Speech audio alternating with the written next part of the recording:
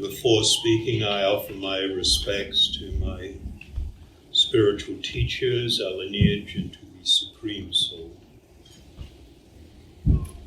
Om Agnatimrandasya Gnajana Salakaya Chaksuru Militayena Tasmai Sri Gurave Namaha. Bhaja Sri Krishna Chaitanya Prabhu Nityananda Sri Advaita Gadadhar Sri Vasadi Gaur Bhaktivinoda.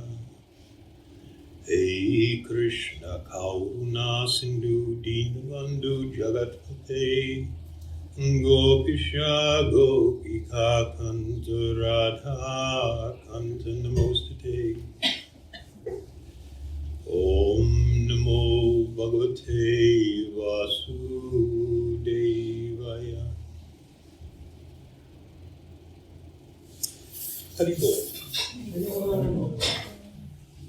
So I've been handed a few questions which I will attempt to address.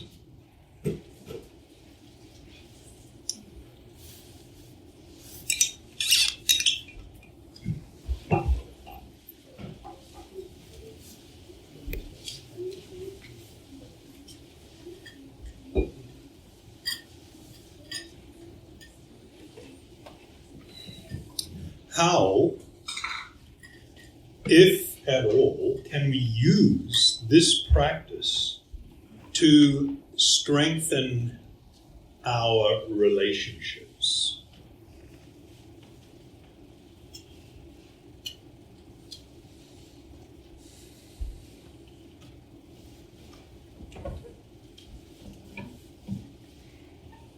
You want the actual answer? Or you want to fluff around?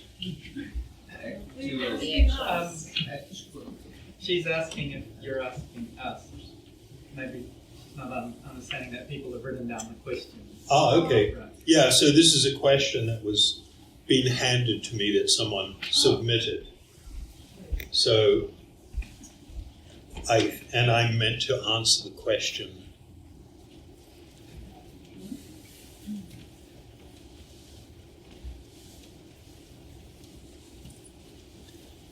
The spiritual perspective is that we are all eternal spiritual beings. We are temporarily inhabiting this body.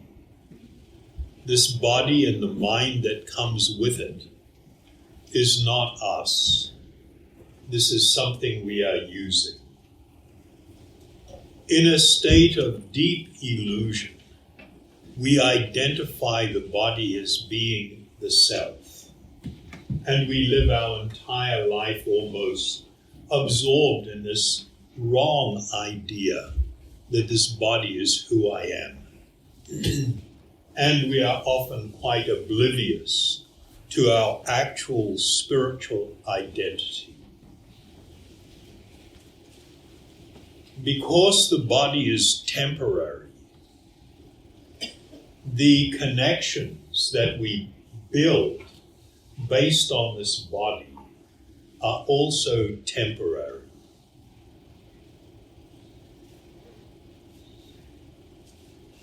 That freaks a lot of people out. I will just share something else, and people that may not be very familiar with the idea of transmigration of the soul may find this a little difficult. We have come into this particular body, this lifetime. We did not come into existence with this body. We have existed eternally. We are eternal spiritual beings. This particular body and all of the relationships are temporary connections. We have had a previous life or lives. And in those lives we had mothers and fathers, husbands or wives, children, friends, brothers or sisters. And now we have no idea about that. And where those people are now mean nothing to us, because we have moved on to a new situation. If we think about that a little deeply, we should be utterly shocked and probably a little bit terrified by that revelation. The reason I'm raising it is because generally the question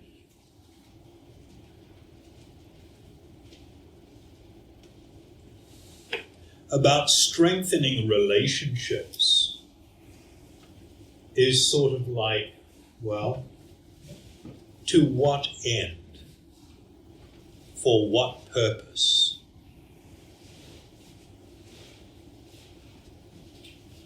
There are material relationships and there are spiritual relationships. For a person that wants to journey on the spiritual path, then they should strive to see that the people that I am somewhat temporarily connected with, that are related to this body, are also eternal spiritual beings. And I can simply relate to them as the body, which is not fulfilling. And I can try to turn that into some extraordinarily wonderful experience, which it can never become. May be very nice, but it doesn't transport me into some ecstatic experience. Or I can cultivate the appreciation and understanding that while in this embodied state, I do have relationships. I do have people that I am connected with. And if I want to deepen relationships, I should be striving to see them as eternal spiritual beings, also struggling in material existence, looking for perfection, looking for happiness, looking for that which is completely fulfilling, which are spiritual desires. We all aspire to love, to experience love. That is actually a spiritual experience. It is not an emotion. It is not something that actually arises from the mind. That is not love. That is classified as lust, which means self-centered attractions and self-centered relationships.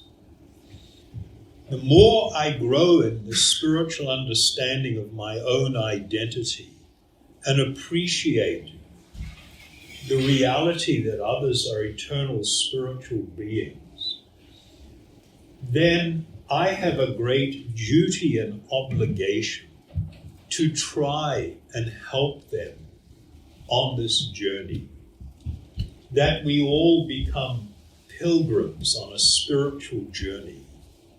And I am seeking to help my fellow pilgrims on this journey, steadying them when they get unsteady, picking them up when they fall, offering them love and advice and guidance. This is the key to strengthening relationships. My answer is probably a little bit different than what most people are thinking. What is the impetus for this? We are eternal spiritual beings. We have a source. We have come from somewhere. We have an eternal connection to the Supreme Soul. And it is because I have become disconnected, where I am not recognizing this connection, I feel alone, I feel lonely, and I look to fill up that emptiness with relationships in this world. The greatest good that I can do for others in terms of my relationships with them is for me to become focused on re-establishing my connection with the Supreme.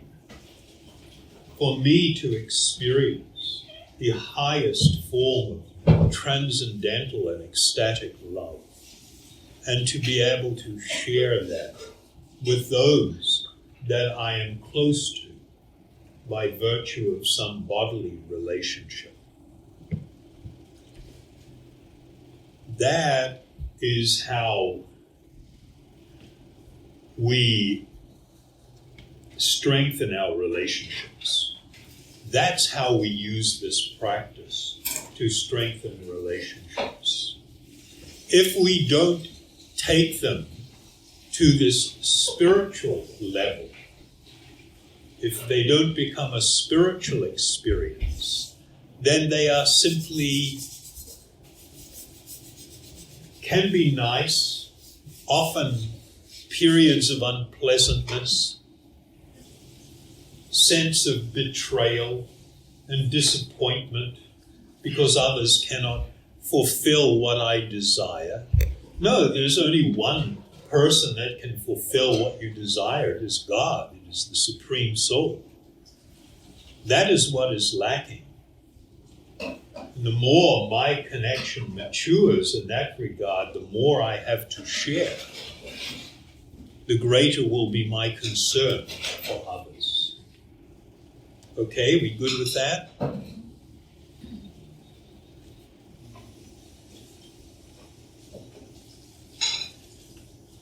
Next question might be a little bit challenging for some people. How do these practices line up with the teachings of Jesus Christ? I have many Christian friends, and they tell me to stay clear because it is devil worship.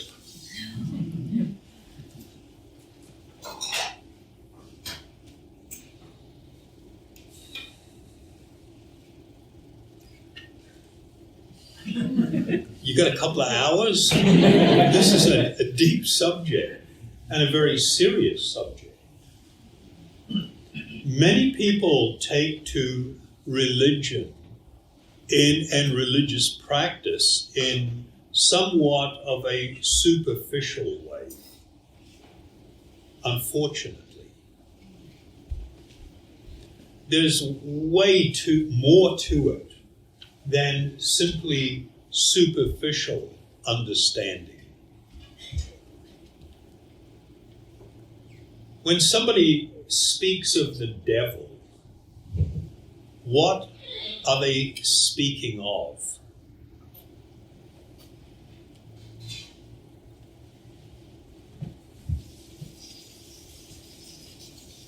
Is this where we raise our hand?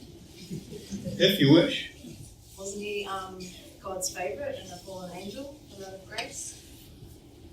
Which tells us what? Number one, I will tell you clearly, there is no power that can oppose the Supreme Soul. It's not like there are two constantly battling entities. Because if there are, that means there are two gods. A white god and a black god.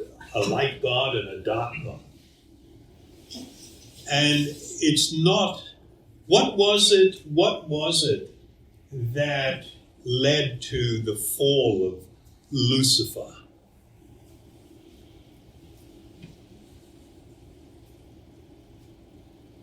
Most people actually don't know. Some people do.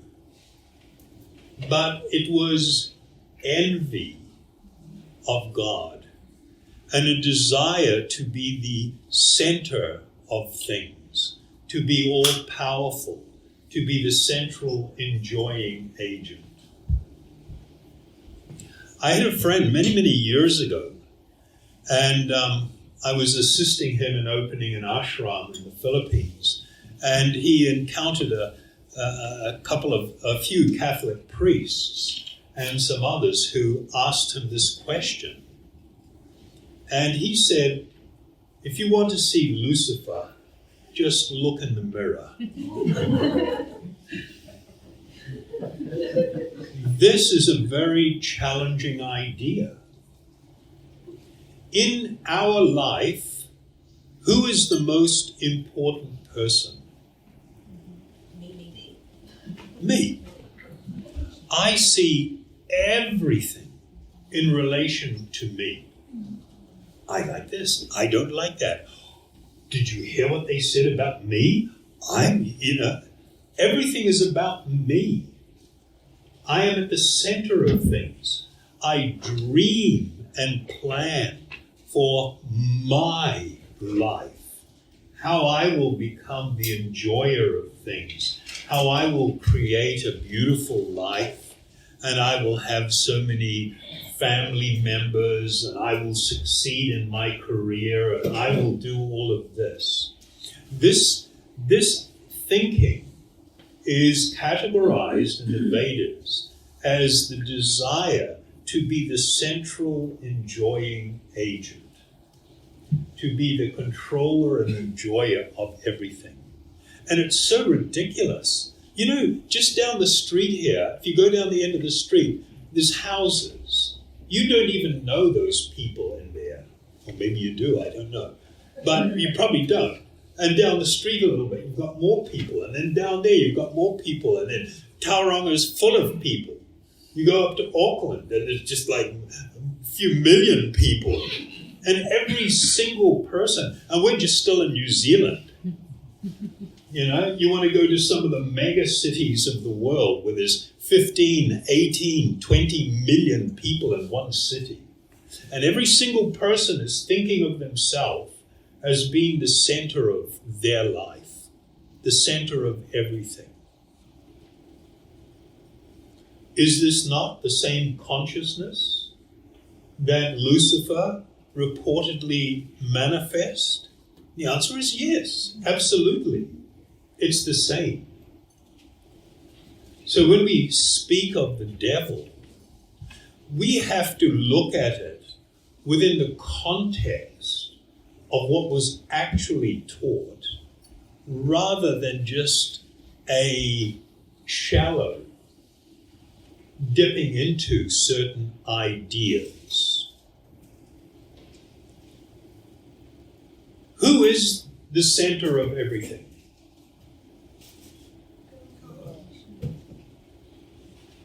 If God is the center of everything, then how come in my life it's all about me? What does that tell you? It tells you there's a massive disconnect. I may recognize some higher spiritual energy or a higher being or something, and I may pray. But usually what I am doing is asking, please, can you do me a favor? Can you serve me? Can you give me stuff? Can you take care of my kids? Can you help my mum? Can you help me with my exam? This is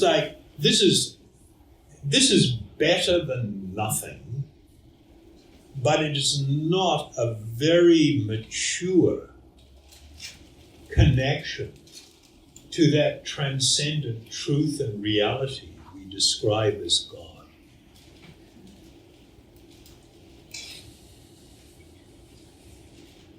How about that to get started with? We're just getting started here. What I ask people that say they are followers of Lord Jesus Christ, when you ask what is his greatest teaching,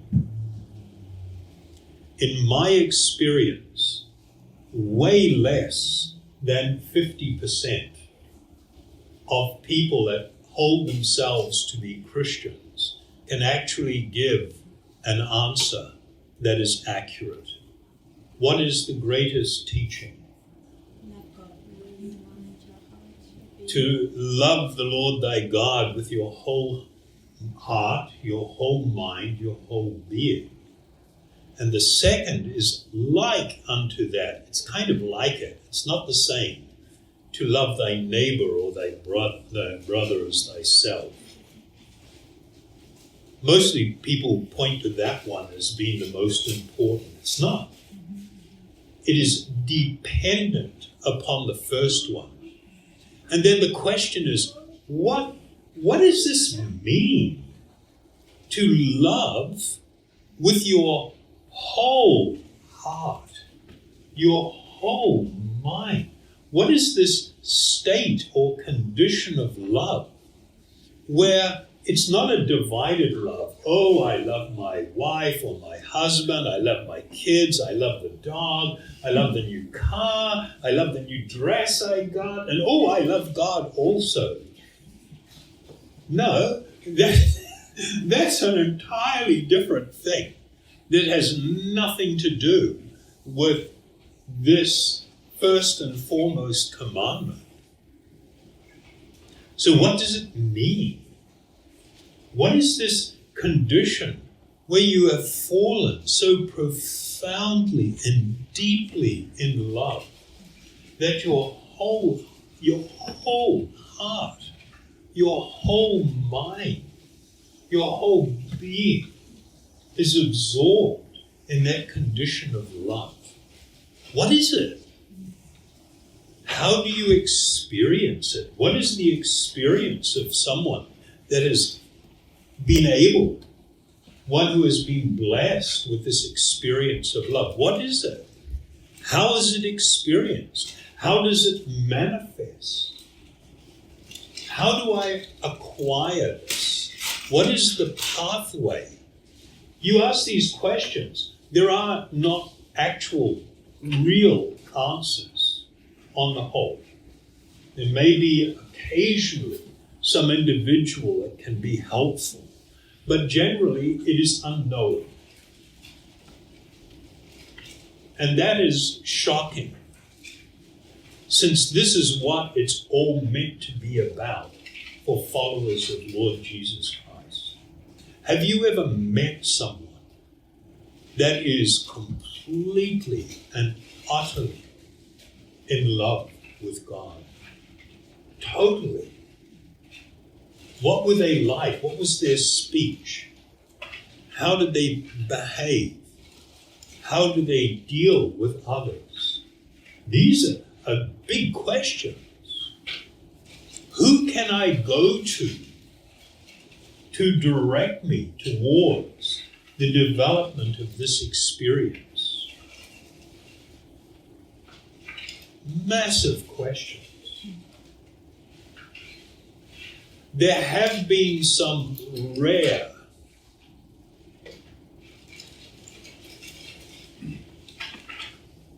individuals who have addressed some of these things. They often reference them as the mystics of the early church, or some, not all, of the founding fathers.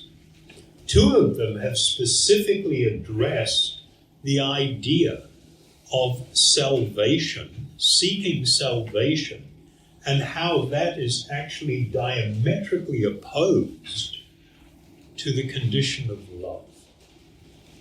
And they say it is diametrically opposed because in seeking salvation, I am the central personality there, and I am asking somebody more powerful to save me. I am asking them to render me some service, to do something for me, but I am at the center of things. Whereas in the condition of love, the only thought is, how can I please the Lord of my heart? What can I do to please? Never the idea of what can I get, what can I take. This is the actual meaning of unconditional love. These are deep and profound subjects, and we encourage anybody that wants to try to follow Lord Jesus Christ to do it with utter sincerity, with great humility, in a mood of profound prayer, to understand and to be able to experience what it was that he was teaching. There is I'll see if I can locate it.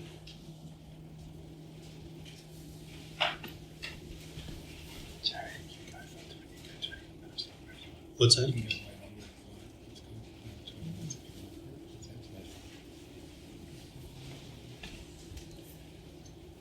In the Gospel of Matthew,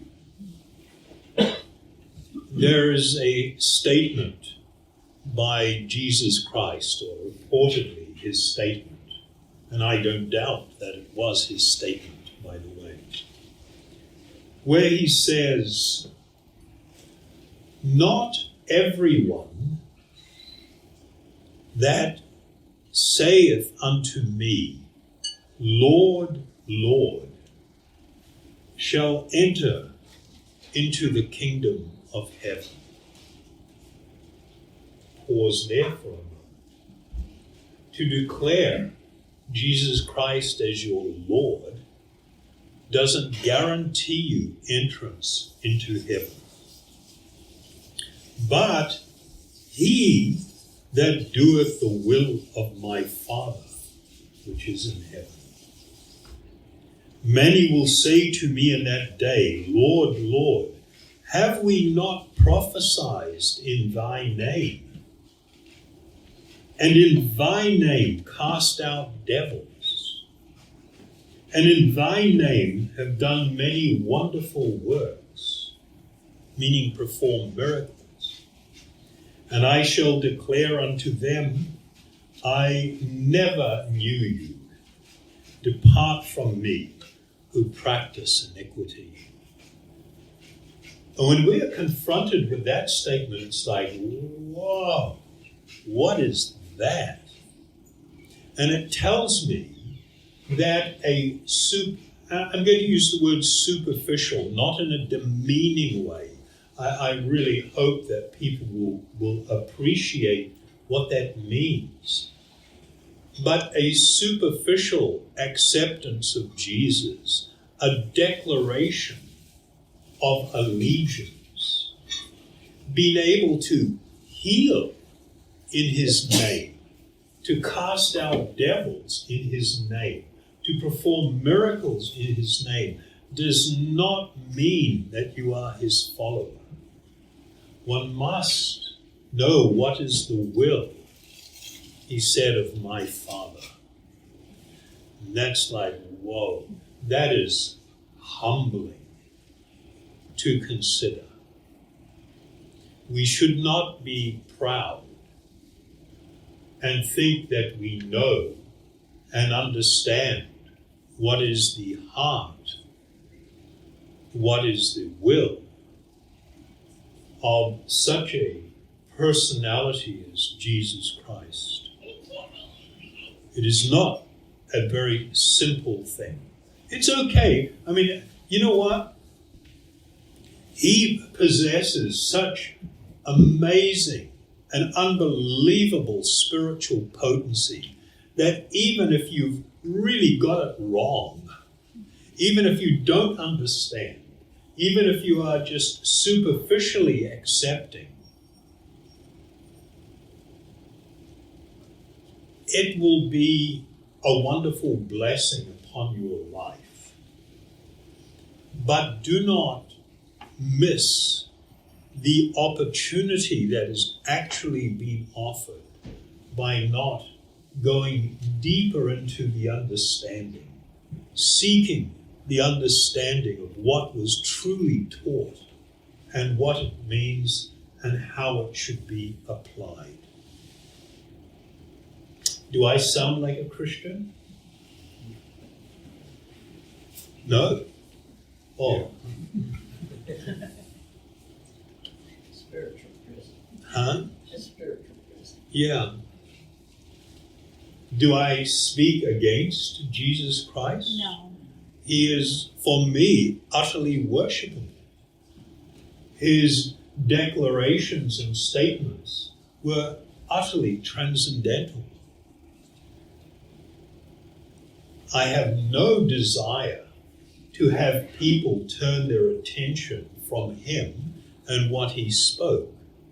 My plea is that people will actually go very deeply into what it was that he taught and seek for that to become their life.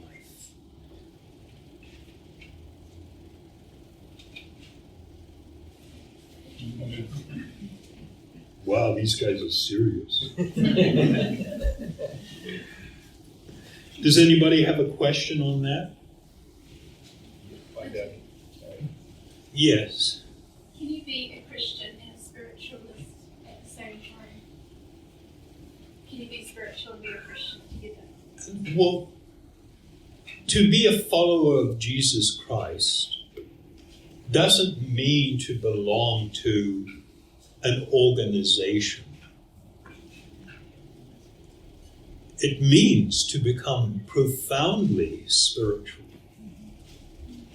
But many people take religion in a very superficial way. And I'm not condemning that. Like I said, it's better that people do that than they just behave like animals. It's better that they embrace certain guiding principles and everything. But real Christianity is not about belonging to a church or an organization. It's about establishment of a genuine and profound spiritual connection with Jesus Christ and what he taught, which will entail you coming to love. He said that you should come to love the Father as I love him. But mostly people are oblivious to a connection with his Father, and they want to focus on him. And I can say that that is okay. It's not wrong or bad because of his spiritual potency. I mean, look at the effect that he's had on the world. Even so many people, spreading a corrupt understanding or an incorrect understanding, which is less than corrupt. But and people professing an allegiance to him in a very materialistic way and just seeking to get what they can for themselves and their life and everything, which is nothing to do with what he was advising. That's still, there is a great power and potency there. And so he wanted that we become actually spiritual. Thank you. Feel like I'm living in two separate worlds. Huh? I feel like I'm living in two separate worlds. Living in two separate worlds, yeah. I'm studying in a Christian-based tertiary institute that are telling us academically that spiritualism Yeah. is not okay. so I'm living in two worlds going.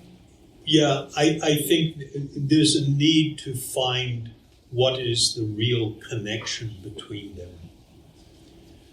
Because somebody may propose that Jesus meant this or meant that.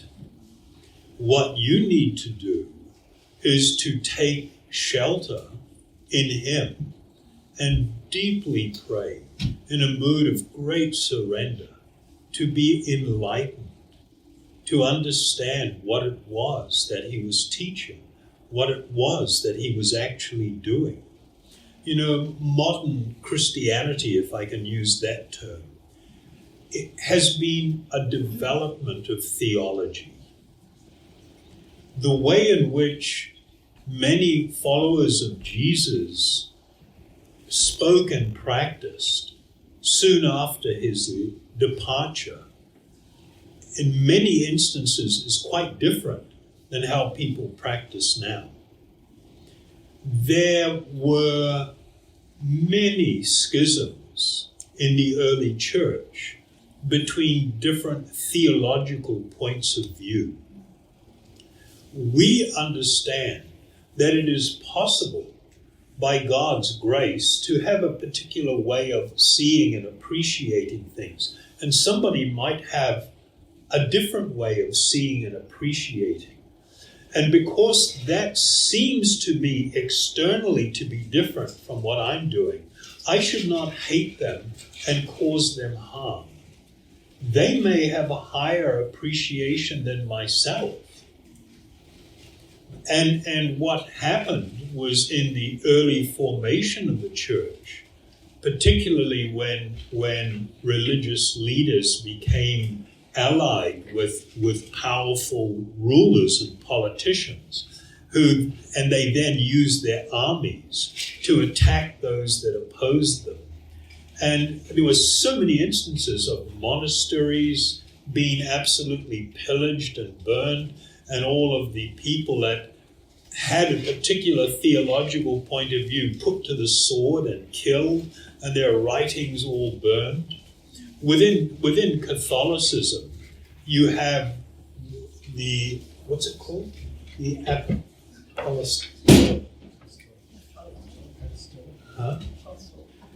The Apostles' Creed, yeah. And where there are declarations of faith. I believe in God, the Father Almighty, the Creator of heaven and earth. On each one of those points, there was a period when there was a big battle, a theological battle about how that should be understood. And one side defeated the other side, often through violence. And that thing was pushed away. And so they demanded of everyone to take an oath that this is what they believe. Because a person who didn't believe it wouldn't say they would. Because if they did, they felt that they were betraying God. And so requiring people to take the oath flushed out the people that weren't on your team. And so with each one of those declarations, it was a theological point that was of massive significance, and where actually often battles were fought in different ways over those points, which I don't think is a good way to develop theology. Right? Rather than pushing a particular interpretation, I should strive to have that revelation of what this truly means. There are so many instances of people that were sometimes referred to as mystics within the church. A good example is John of the Cross, who was then put into a dungeon by the Jesuits because they said he was a heretic. Then later, he was declared to be a saint. If he was actually a saint, then what these guys did, the leadership of the Jesuit movement, they were acting on behalf of Satan. Because if he was a saint, you know what I mean? It was so evil and wrong to do that. So, we know that there were problems. And the biggest single problem in our understanding from the Vedic perspective is the lack of a genuine spiritual teacher who is truly and utterly a perfect lover of God, who can relay actual meaning. So when you have people that are just fighting on the intellectual platform and trying to justify, there is a verse in an ancient text called the Srimad Bhagavatam, the Bhagavad Purana, and it talks about theologians fighting, and the desire to be right will make it so you cannot actually come to know God, because the greater desire is to be right, which is not a spiritual desire, that is an utterly material desire. But they say it's about theology, so it's all important. And it's kind of like, well, you know, you've got to understand that theological discussion can be permeated by envy and by bad intention, by materialism, by egotism, all kinds of things. So simply because a person is claiming that they are doing it on behalf of God doesn't make it so. As that verse which I just read, just because somebody is claiming that in the name of Jesus they are doing all this stuff, he says, no, I'm not accepting that. If you are not doing the will of my Father, so what is that will? What is that will? Big question. So it's not two worlds. If you have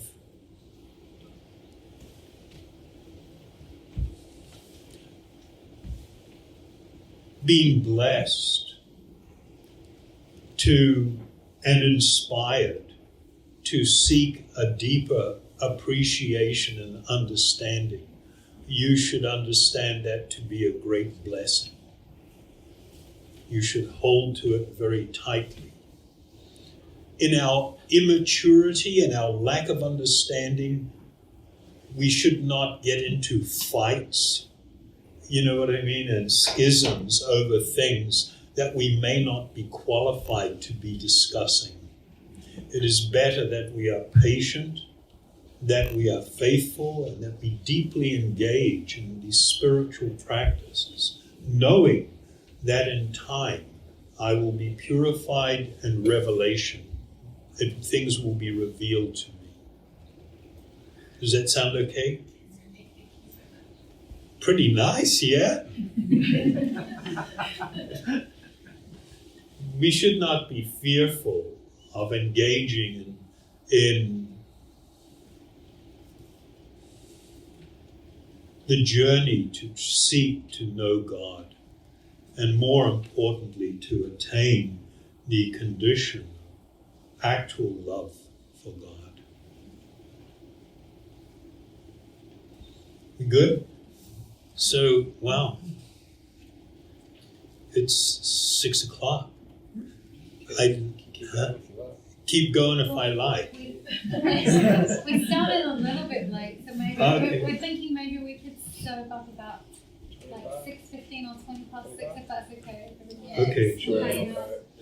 Okay, well, I might be able to get through the others. Next question that was asked, is it important or helpful to know the meaning of the mantra?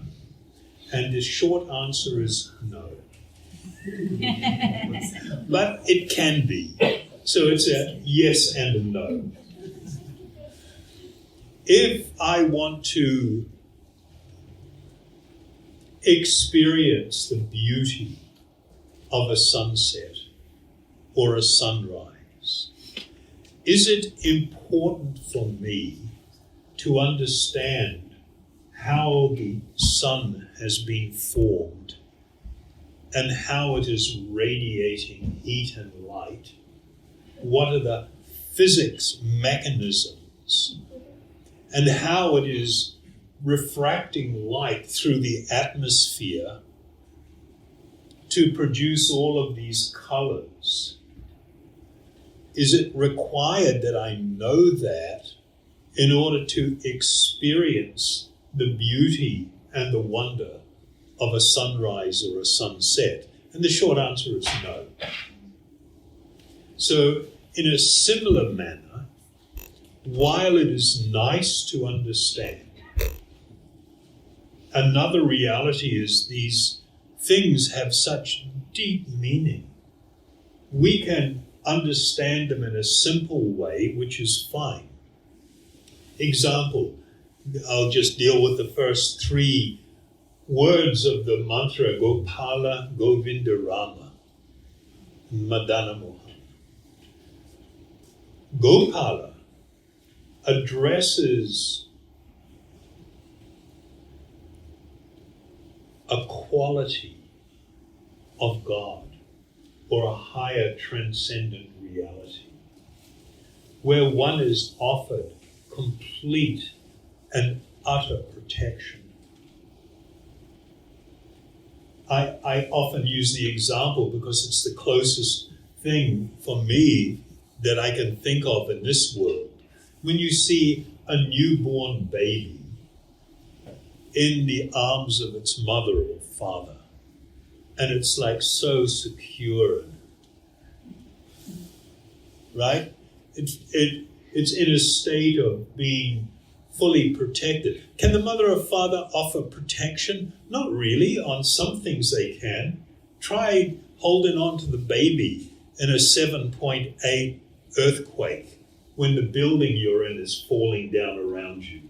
How much protection can you offer? You can't.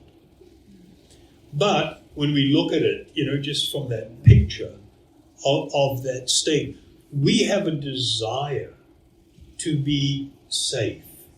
We have a desire to be absolutely protected and embraced in that condition. And this name, Gopala, speaks to that characteristical quality of the Supreme Soul, God, who offers this experience to the individual soul.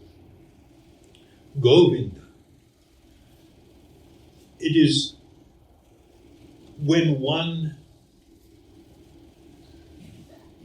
experiences with their senses, meaning sight, smell, touch, taste, when one experiences that highest transcendent reality, one is overwhelmed with waves of ecstatic experience, great transcendental ecstasies. This is what real religion and real spiritual life means.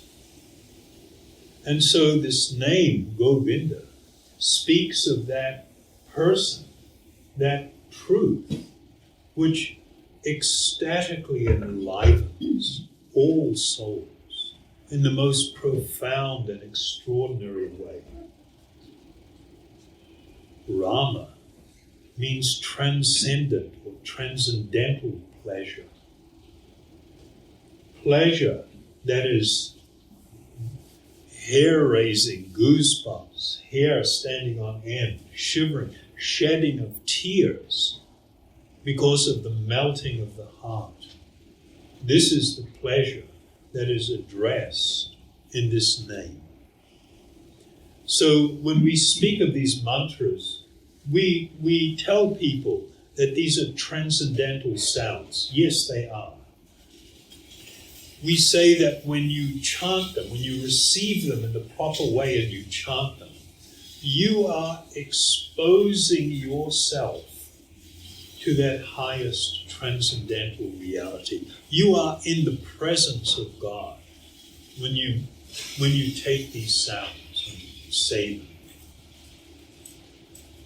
As you learn to do it with greater humility and surrender and focus, then one will eventually be able to enter this transcendent dimension, this experience, and have a great awakening. This is called self-realization and God-realization. I would not normally speak this way to most people, but for whatever reason I am speaking this way. We tell people, just engage in the process. It will purify your heart and purify your mind. But it offers more than that. It offers everything that your heart actually desires, and in a much more profound and greater way than you could even imagine. So these mantras, yes, there is meaning, and there are layers of meaning and layers of appreciation, but they all relate to the connection between the individual soul and the Supreme Soul. Okay, how's that sound? Awesome or what?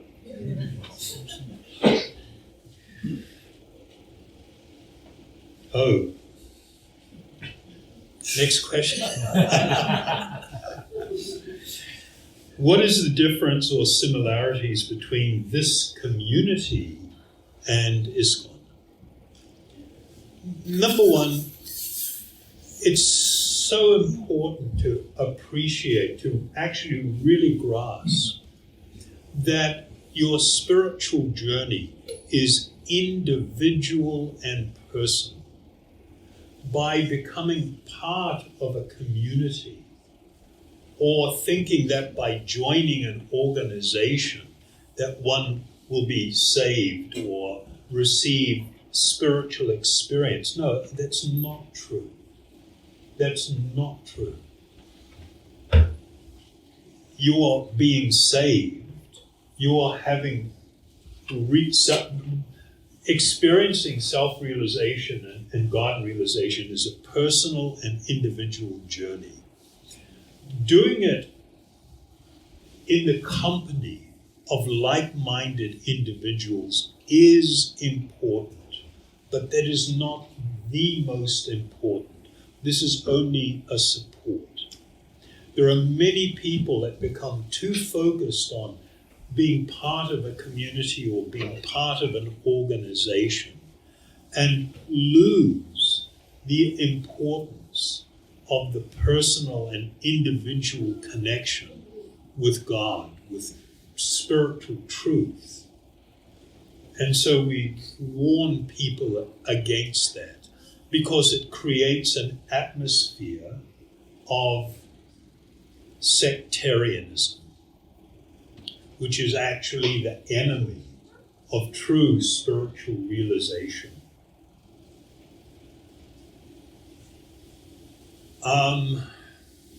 Myself, I am a disciple of Srila Bhaktivedanta Swami Prabhupada, who I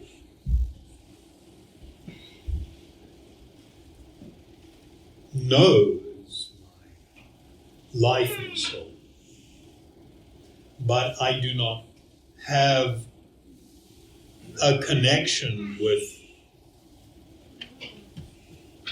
the current organization.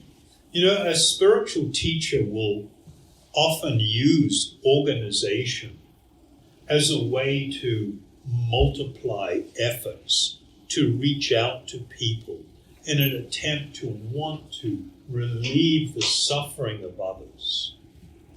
And in those attempts, a spiritual teacher may engage people that are not very spiritually advanced and may have bad qualities even, if they will participate in assisting the effort to relieve the suffering of others. He will gladly engage them for their benefit and for the benefit of others.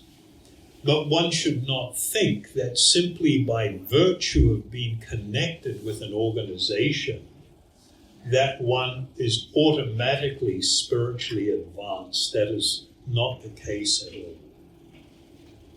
So I don't want to get into details and stuff, but there are some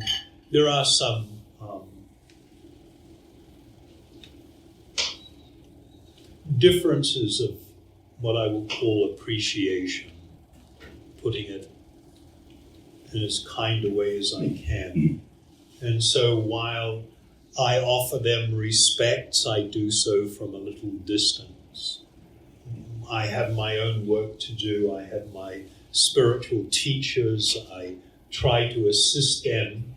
You know, the most important thing that you can seek in your life is a genuine representative of God, a representative of the highest truth. There's nothing more important. And when one has the good fortune of coming into contact, then one can be guided and grow in their spiritual realization and experience and come to the platform of perfect love for God. But that is, as I said, an individual journey. It's not a team effort. In the Western world, there is this phenomena within Christianity. There is a word, ecclesiastical, which means of the church. And the idea is that the church, the organization, is empowered. And by virtue of your connecting with the organization, you can become saved. This idea is not accepted in the Vedas. They say that it is an individual and personal journey, and you individually must seek the shelter of a highly spiritual advanced person and take instruction and adopt practice and be guided for your spiritual well-being. I hope that's sufficient to deal with that subject. Big subject. Actually, it's got lots of wonderful parts to it, but we don't want to go too far down the rabbit hole there. Okay? That's all the questions I had.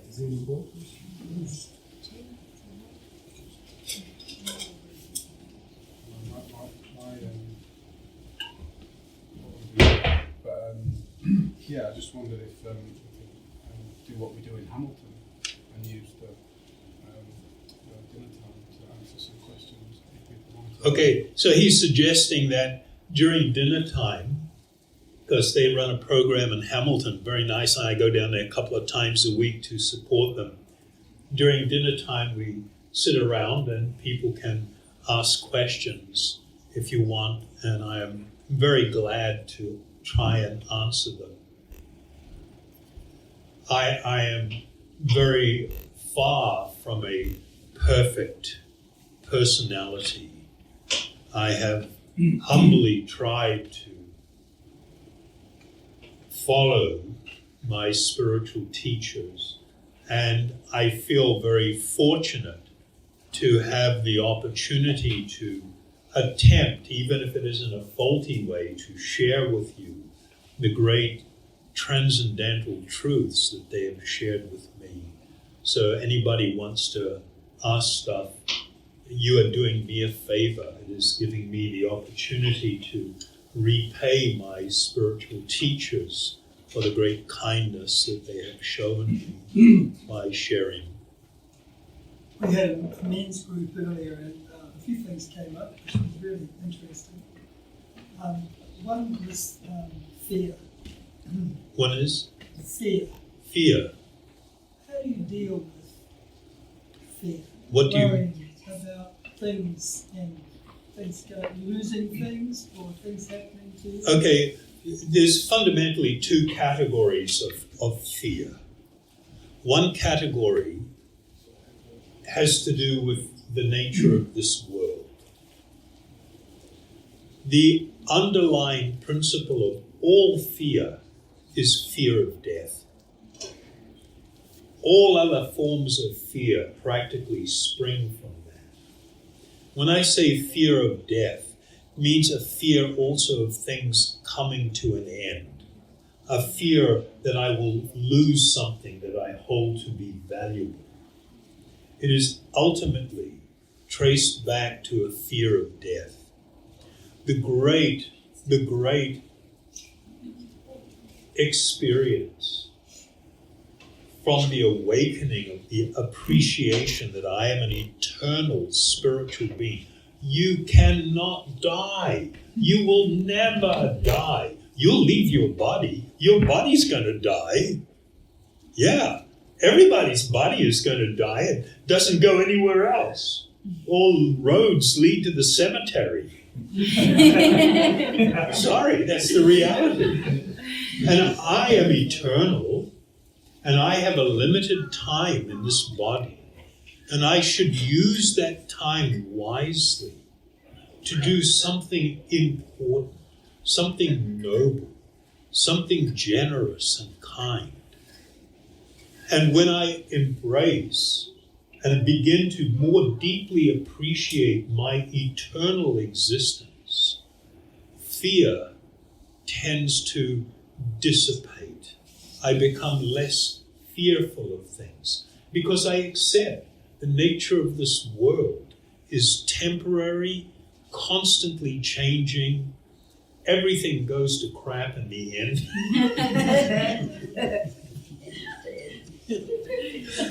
Except me and that which is real. That's amazing. That's wonderful. And so the more I become immersed in that appreciation, whoa, that I am so relaxed with everything, even great challenges and stuff. The other type of fear is the fear of not attaining salvation.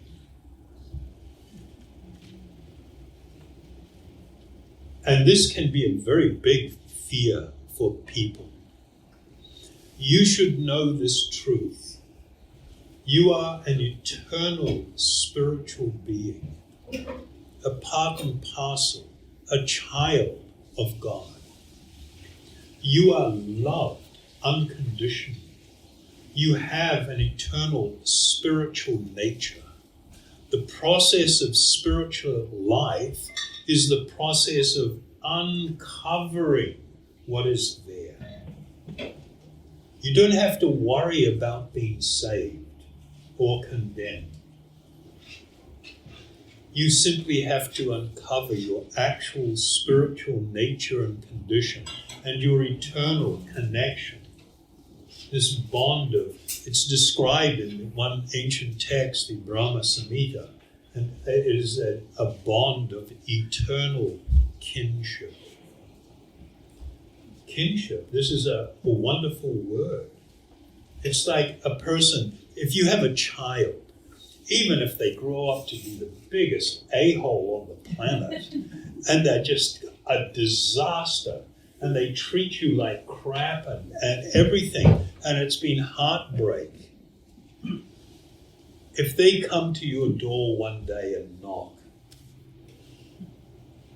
and they are standing there, you don't throw the chair at them. You don't tell them to piss off. No, you won't do that. When you see them standing there with a look of head down, great shame, how do you respond? A parent immediately embraces the child and welcomes them back into their heart, into their world. Is that not true? Not always. Not always. Well, yeah, no, I hear you. Sometimes on both parts there are failings. But a person that is actually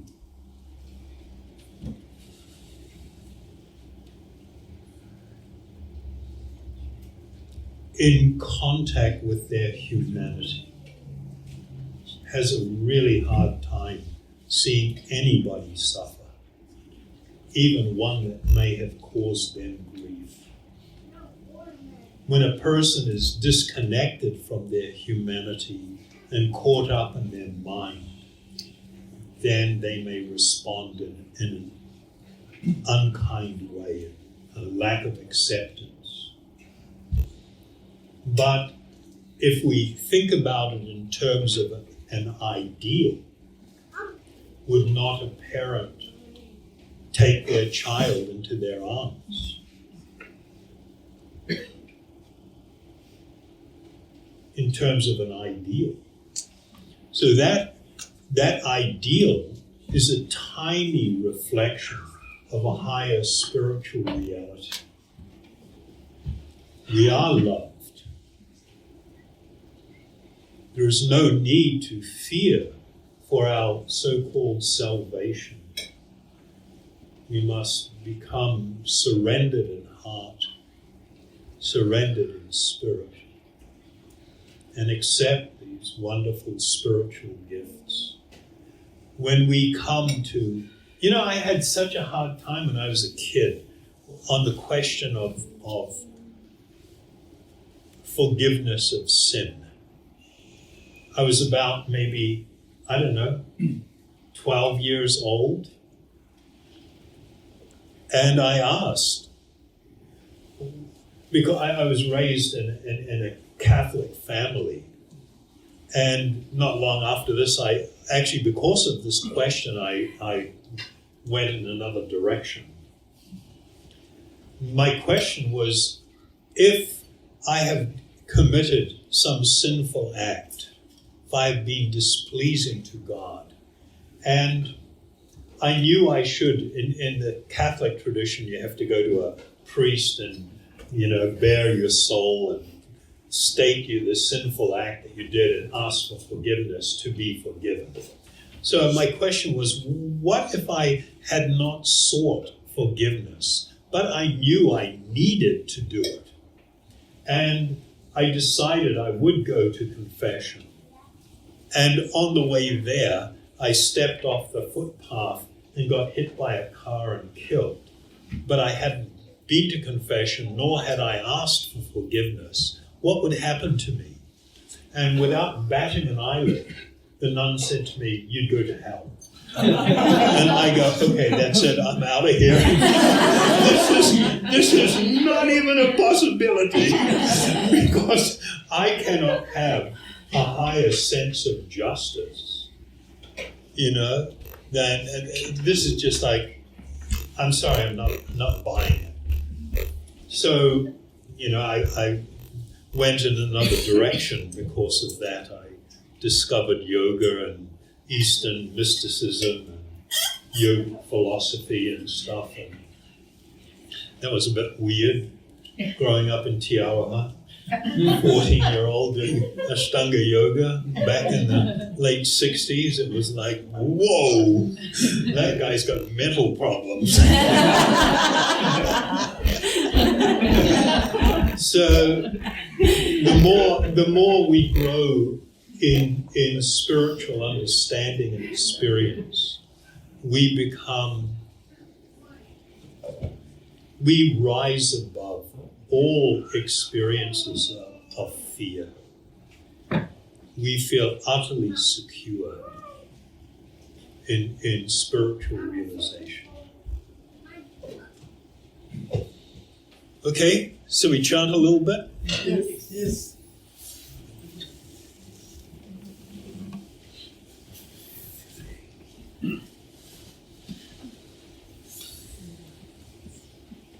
The big challenge for us is our state of consciousness. Wherever we are in our journey in life, we have a state of consciousness that is affected and influenced by our experiences, which has made it so we have certain views of the world, of reality, of truth. And everything that enters through that filter. And it takes time for us to grow in great humility. If I find someone that is speaking the truth, and they say something that is a little bit difficult to take on board, then the good approach is not immediately to dismiss it, but to take it inside and to ask, please give me clarity on this. How can I actually understand what is being presented? How can I see it from this other person's perspective? This is what it means to submissively inquire.